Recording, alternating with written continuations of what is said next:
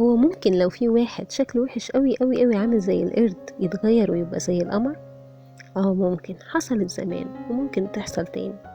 كان زمان كان في واحدة ست كانت عايشة وحيدة، ما كانش عندها حد غير ابن صغير، لكن الولد ده كان شكله وحش خالص خالص عامل زي القرد.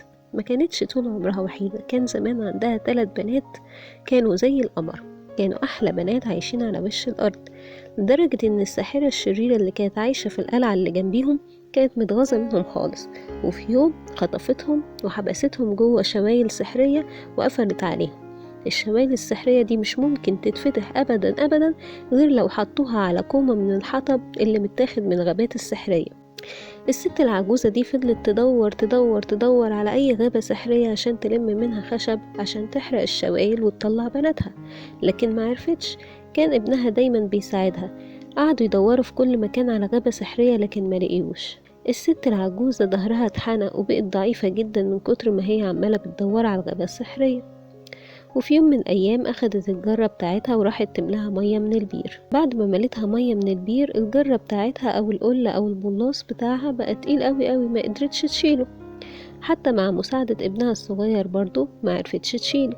لكن شافت 3 فرسان راكبين على حصنة ومعديين قدامها. قالت لابنها: روح يا حبيبي قول لهم يساعدونا. راح الولد الصغير عشان يطلب منهم المساعدة، لكن هم ردوا عليه وقالوا له: احنا ما نقدرش نوقف طريقنا. ال3 الفرسان دول كانوا رايحين للقلعة السحرية بتاعت الساحرة الشريرة. الساحرة الشريرة ألقت عليهم لعنة علشان يجوا وراها وتحبسهم في القلعة، لكن هم كانوا شاطرين خالص وحكمة خالص.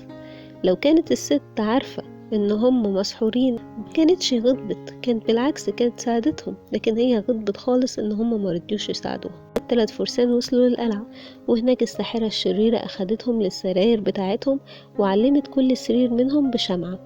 ال3 فرسان كانوا حكمة جدا وعرفوا يطفوا الشمع، ولما طفوا الشمع القوة السحرية بتاعت الساحرة الشريرة ما بقالهاش مفعول عليهم. عرفوا ساعتها ان هم يهربوا من القلعة، ورجعوا في نفس الطريق اللي هم جم منه.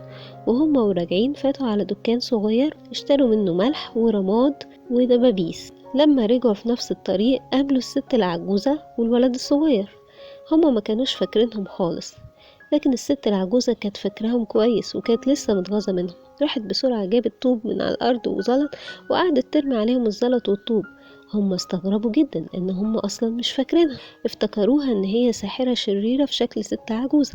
اول فارس رمى عليها الرماد الدنيا بقت ليل، لكن ده ما وقفش الست العجوزة، كانت متغاظة جدا. جابت الطوب والزلط وقعدت ترمي عليهم تاني فارس رمى عليها الملح وبقى بحر من الملح فاصل ما بينهم، لكن برضو فضلت ترمي عليهم الزلط والطوب.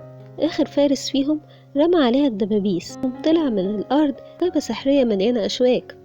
الست العجوزة فضلت تشتم تشتم، كانت متغاظة. لو ما كانتش اتغاظت كانت فهمت ان هي دي الغابة السحرية اللي طول عمرها بتدور عليها، لكن هي كانت متغاظة وما خدتش بالها خالص. لكن ابنها الصغير اخد باله وراح بسرعة يلم الخشب السحري، لم كومتين كبار من الخشب السحري.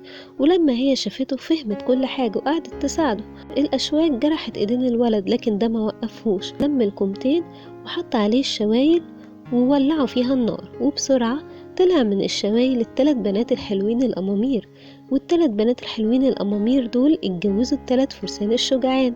الولد اللي كان شكله وحش خالص خالص عامل زي القرد اتغير وبقى أمور خالص خالص، وبقى أشجع فارس وبقى هو قائد الفرسان دول.